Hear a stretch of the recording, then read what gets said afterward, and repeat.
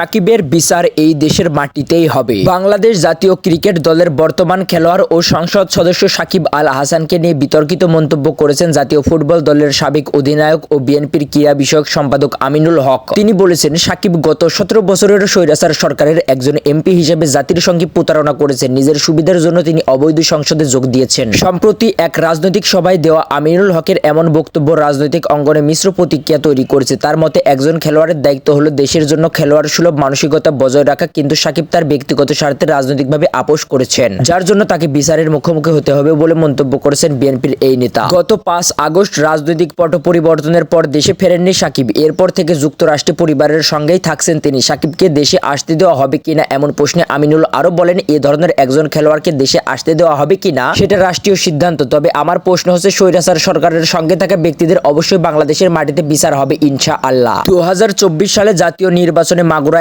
1 আসন থেকে আওয়ামী লীগের মনোনয়ে সংসদ সদস্য নির্বাচিত হয়েছিলেন সাকিব আল হাসান। তবে তার রাজনৈতিক সম্পৃক্ততা নিয়ে দেশের ক্রীড়া ও রাজনৈতিক অঙ্গনে বিতর্ক চলমান রয়েছে। বিশেষ করে সাকিবের মতো একজন আন্তর্জাতিক তারকার রাজনীতিতে সরাসরি অংশগ্রহণের ফলে ক্রীড়া ও রাজনীতির সীমারেখা নিয়ে প্রশ্ন উঠেছে। তবে আমিনুলের এমন বক্তব্যের বিষয়ে সাকিব আল হাসানের ঘনিষ্ঠ মহল থেকেও এখন কোনো আনুষ্ঠানিক প্রতিক্রিয়া জানানো হয়নি। তবে আওয়ামী লীগের নেতাকর্মীদের অনেকেই সামাজিক মাধ্যমে এই বক্তব্যের নিন্দা জানিয়েছেন এবং একজন জাতীয় গৌরবের খেলোয়াড়কে এভাবে হেয় করার চেষ্টা রাজনৈতিক শিষ্টাচারের বাইরে বলে অভিহিত করেছেন। কেউ কেউ আমিনুল হকের বক্তব্যকে হীন রাজনৈতিক কৌশল বলে আখ্যা দিয়েছেন, আবার কেউ কেউ সাকিবের রাজনৈতিক ভূমিকা নিয়ে খোলামেলা বিতর্কের প্রয়োজনীয়তা উল্লেখ করেছেন। এই বক্তব্য ঘিরে রাজনৈতিক উত্তেজনা আরও বাড়বে কিনা তা সময়ই বলে দেবে। তবে ক্রীড়া ও রাজনীতির দ্বৈত ভূমিকা নিয়ে বাংলাদেশি বিতর্ক আরও যে গভীর হচ্ছে সেটা আর না বললেও চলে।